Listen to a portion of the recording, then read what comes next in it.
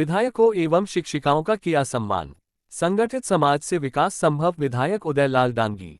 उदयपुर सर्व OBC समाज महापंचायत trust एवं सावित्रीबाई फुले पर्यावरण व शिक्षण संस्थान के संयुक्त तत्वावधान में विधायकों एवं शिक्षिकाओं का सम्मान उपरना उड़ाकर, पगड़ी पहनाकर, प्रशंसा पत्र व स्मृति चिन्ह भेंट कर सुहालका भवन में स्वागत व अभिनंदन किया। प्रवक्ता नरेश पूर्बिया ने बताया कि ज्योति क्रांति सावित्रीबाई फुले की जन्म जयंती पर सर्व ओबीसी समाज के नवनिर्वाचित विधायक उदयलाल डांगी, पुष्कर डांगी एवं 35 शिक्षिकाओं का सम्मान में किया गया। कार्यक्रम की अध्यक्षता लोकेश चौधरी ने की। मुख्य अतिथि विधायक उदयलाल डांगी, विधायक पुष्कर डांगी थे।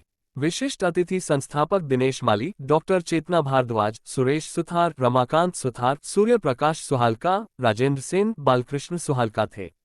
सभी अतिथियों का स्वागत संरक्षक दिनेश माली व अध्यक्ष लोकेश चौधरी के नेतृत्व में किया।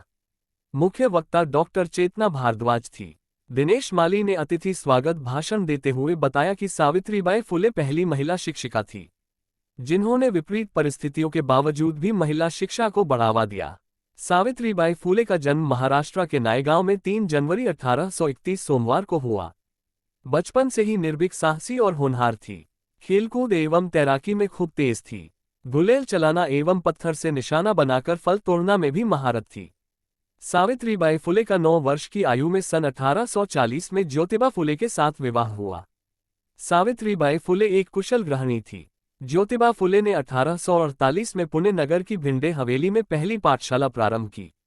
सावित्रीबाई ने एक अध्यापिका बनकर समाज सेवा एवं नारी उत्थान के महान कार्य किया, जिससे प्रथम भारतीय महिला अध्यापिका बनने का गौरव प्राप्त हुआ। लेकिन कई आदरणीय डॉक्टर चेतना जी भारद्वाज, आदरणीय कोषाध्यक्ष जी श्रीमान बालकृष्ण जी सुहालका, मंच पर मुकाबले के लिए तैयार है हमारी नारी शक्ति, उन सभी का मैं और सामने विराजनी है सभी का मैं आपका हार्दिक स्वागत और अभिनंदन करता हूँ।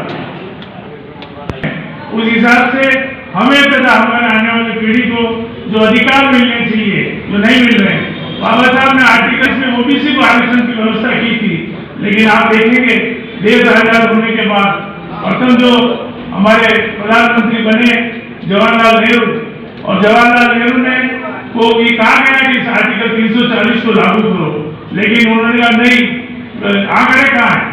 तो आंकड़े का पता चला 1931 में अंग्रेजों की जनगणना थी, वो काफी पुराना हो गया।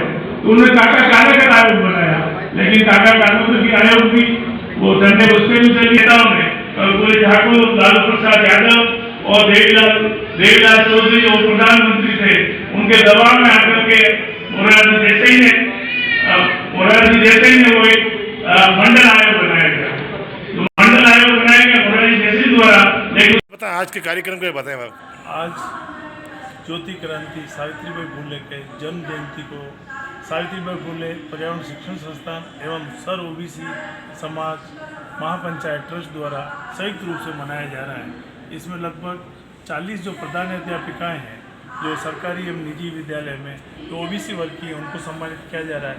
इसके अलावा अन्य प्रतिभावान के जो कर्मचारी हैं, उनको जिन्होंने अन्य पिछड़ा वर्ग के लिए विशेष कार्य किया है, उनको भी सम्मानित किया जा रहा है। इस अवसर पर हमारे अन्य पिछड़ा वर्ग के सम्मान्य विधायक श्री उदयलाल जी डांगी, श्री पुष्कर जी डांगी, माननीय श्री सुरेश जी धाकड़ और हरि सिंह जी रावत का भी हम अभिनंदन कर रहे हैं। इसके माध्यम से हम ओबीसी वर्ग को 90 जातियों को, जो राज्य सरकार के नोटिफिकेशन 90 जातियाँ हैं, उनमें एक जन चेतना पैदा कर रहे हैं और उनको महसूस करा रहे हैं, उनको आभास करने के लिए निवेदन कर रहे हैं कि हम 62% लोग हैं और 62% लोगों के को हम सचेतना के रूप में ला करके उन्हें आने वाली पीढ़ी के लिए हक और अधिकार के लिए संघर्ष के लिए तैयार करें। आने वाले लोकसभा में क्या आपकी रणनीति रहेगी? हम ये देखिए, आप ये गैर राजनीतिक संगठन है, किसी तरह की राजनीति में भाग नहीं लेगा। यह संगठन रजिस्टर्ड होकर के गैर राजनीतिक दृष्टि से, चाहे कांग्रेस हो, चाहे बीजेपी हो, चाहे कम्युनिस्ट हो, किसी भी पार्टी का व्यक्ति इसमें मेंबर बन सकता है, सहयोग कर सकता है, हमारा पदाधिकारी बन सकता है। हमारा सिर्फ समाज को एकत्र करना, जागरूक करना और उसके बच्चों के लिए संविधान में प्रदत्त अधिकारों को दिलाने के लिए ही है। कहीं आरक्षण को लेकर सरकार से कुछ डिमांड वगैरह? अभी वर्तमान में हमारी 4 डिमांड है। एक तो जातिगत जनगणना इस देश में होनी चाहिए और उसके आंकड़े जारी होना चाहिए। दूसरा, जो वर्तमान में राजस्थान सरकार द्वारा जो मंडल आयोग कमीशन द्वारा 27% नाम में आरक्षण दिया है, वो 21% ही लागू है, उसको भी हमें 27% तक दिलाने का प्रयास करेंगे। दूसरा, टीएसपी क्षेत्र में ओबीसी का आरक्षण 0 कर दिया है, उसको पूरा हम जाति गणना उसकी संख्या के हिसाब से जो संविधान में प्रदत्त है 21% दिलाने का हम मांग रखें अभी विधायक महोदय से। आगे इसी के लिए हम संघर्ष करें। बहुत बहुत धन्यवाद। बताएं। मैं नरेश कुबिया, बीजेपी प्रभारी सर्व ओबीसी महापंचायत। आज हम सावित्रीबाई फुले की जन्म जयंती इस सुवालका भवन में मनाने जा रहे हैं। इस कार्यक्रम में हमारा मुख्य उद्देश्य है कि महिला शिक्षा को जागृत करना और आगे से आगे बढ़ाना। सावित्रीबाई फुले एक ऐसी महिला थी, उनके समय में कोई साधन सुविधा नहीं थी, फिर भी वो अपने ज्योतिबा फुले से पढ़ लिख करके विद्यालय खोले और पहली महिला शिक्षिका बनने का जो गौरव प्राप्त हुआ है, उस सावित्रीबाई फुले का हम जन्म जयंती मना रहे हैं।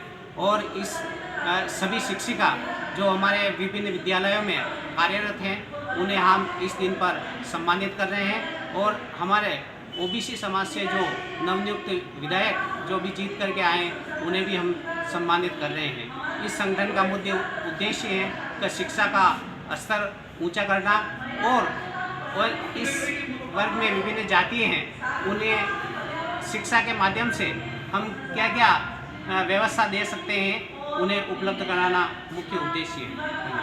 Thank you.